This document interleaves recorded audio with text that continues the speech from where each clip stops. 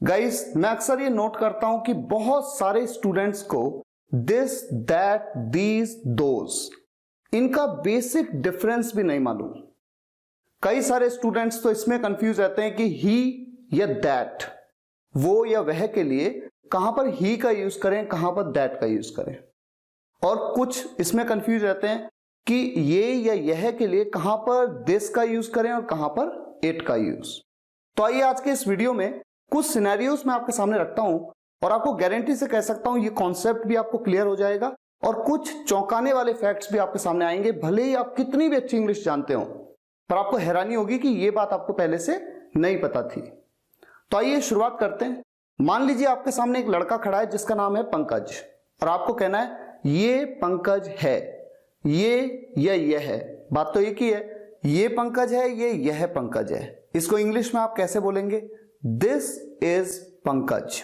और अगर यही लड़का दूर खड़ा है और आप कहते हैं वो पंकज है, वो पंकज है या वह पंकज है, बात एक ही है। तो इसके लिए आप क्या कहेंगे? That is Pankaj. तो अगर कोई पास है तो आप यूज करेंगे दिस, और अगर दूर है तो आप यूज करेंगे दैट। ये बिल्कुल क्लियर होना चाहिए। अगर पंकज की जगह कोई किताब भी होती, कोई बुक भी होती, और हम कहते ये एक बुक है, तो यहां पर भी दिस का यूज करते, दिस इज अ बुक। और अगर यही बुक दूर होती और हमें कहना होता वो एक बुक है, यानी वो एक किताब है, तो हम कहते दैट इज अ बुक। अब मान लीजिए कि दो लड़के खड़े हैं, पंकज और आशीष।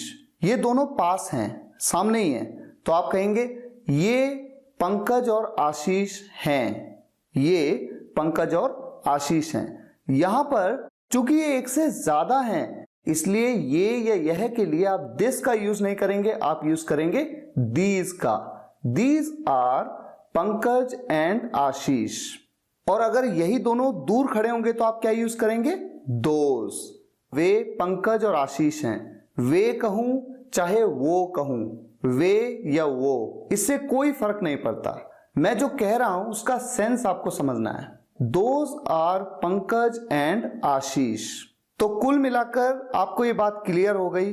अगर एक है और पास है तो दिस, अगर एक है और दूर है तो दैट, अगर एक से ज्यादा है और पास है तो दीज, और अगर एक से ज्यादा है और दूर हैं तो दोज।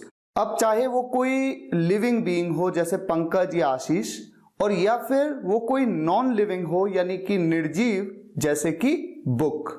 तो ये तो है दिस, दैट, दीज, दोज का बेसिक सा डिफरेंस। हो सकता है आप में से बहुतों को पता भी हो। अब जरा थोड़ा सा एक लेवल ऊपर चलते हैं। आपके सामने पंकज खड़ा है, आपको कहना है ये पंकज है, तो इसके लिए मैंने आपको बताया दिस इज पंकज। इस बात को कहने के और भी कोई तरीके हो सकते हैं, जरा सोचिए। बिल्कुल हो सकते हैं। यहां पर मैं कह सकता हूं ही इज पंकज। अब आप सोचेंगे कि ही का मतलब तो होता है वो या वह, तो यहां पर ये या यह के लिए ही का यूज कैसे हो सकता है? लेकिन यही तो इंग्लिश की क्वालिटी है। यहां पर भी आप ही का यूज कर सकते हैं। जैसे आप अपने घर में मान लीजिए अपने दोस्त को लेके आते हैं, उसका नाम पंकज है, और आप अपनी मम्मी या पापा से उसे इंट्रोड्यूस कराते हैं, तो वहां पर आप कह सकते हैं दिस इज पंकज, या फिर आप कह सकते हैं ही इज पंकज। और यहां तक कि मैं आपको ये बता दूं कि आप यहां पर इट का यूज भी कर सकते हैं, क्योंकि इट का मतलब भी होता है ये या यह। It is Pankaj. तो आपने पंकज के लिए तीनों तरीके से यूज किया, this is Pankaj, he is Pankaj, या फिर इट इज पंकज।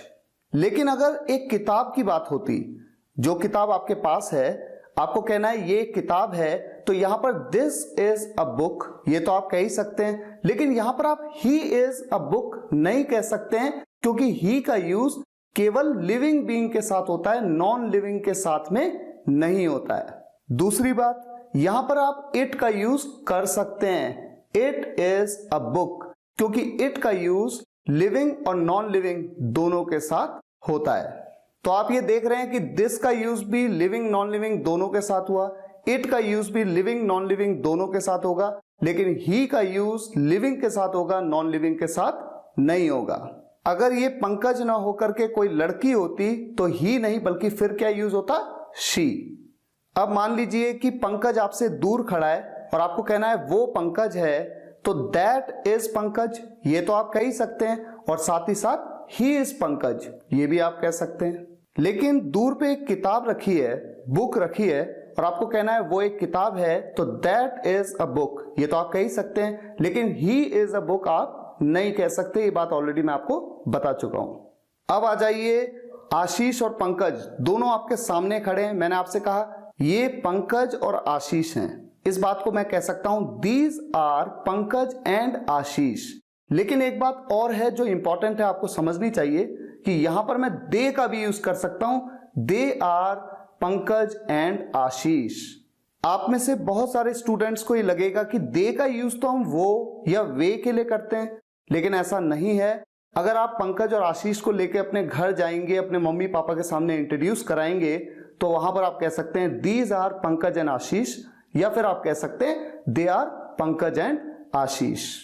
अच्छा, अगर यहां पर पंकज और आशीष की जगह पर मैं दो बुक्स की बात कर लूं, दो बुक्स आपके सामने हैं और आपको कहना है ये किताबें हैं, तो आप कहते हैं दीज आर बुक्स।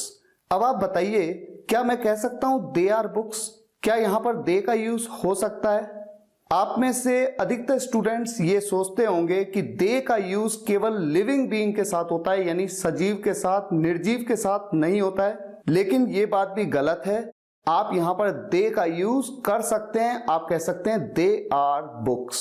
आपको बड़ी हैरानी हो रही होगी कि नहीं, ऐसा तो मुझे नहीं लगता है, लेकिन बिल्कुल है ऐसा। अगर आप किसी व्यक्ति के सामने दो किताबें रखी हुई हैं, आप वहां पर खड़े हैं और आपको कहना है कि ये किताबें हैं, तो आप कह सकते हैं दे आर बुक्स। आप दीज आर बुक्स भी कह सकते हैं और दे आर बुक्स भी कह सकते हैं, इस बात को आप नोट कर लीजिए। अच्छा, यही किताबें अगर दूर हैं और तब आपको कहना है कि वे किताबें हैं, वे किताबें हैं, या वो किताबें हैं, या वह किताबें हैं, बात बिल्कुल सेम है। आप वहां पर दोज का यूज करते हैं, दोज आर बुक्स। साथ ही साथ आप दे का भी यूज कर सकते हैं, दे आर बुक्स। मुझे उम्मीद है आपको ये डिफरेंस बिल्कुल क्लियर हो गया होगा कि कहां पर दिस, कहां पर दैट, कहां पर दीज, कहां पर दोस का यूज करें। इट और दिस दोनों में कोई फर्क नहीं है यूज के मामले में। आप चाहे नॉन लिविंग हो चाहे लिविंग हो, ये या यह के लिए दिस या इट दोनों में से किसी का भी यूज कर सकते हैं।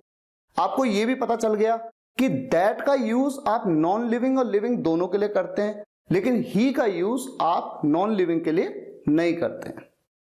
अगर आपको ये वीडियो पसंद आया हो तो लाइक जरूर करिएगा, शेयर जरूर करिएगा, ताकि देश के छोटे से छोटे गांव के स्टूडेंट्स तक इन वीडियोस को पहुंचा सकें और उन्हें भी इंग्लिश में सक्षम बना सकें। और कमेंट्स में जरूर बताइएगा आपको वीडियो कैसा लगा। Thank you so much for watching this video guys. फिर मुलाकात होगी नेक्स्ट वीडियो लेक्चर में। Take care, good bye.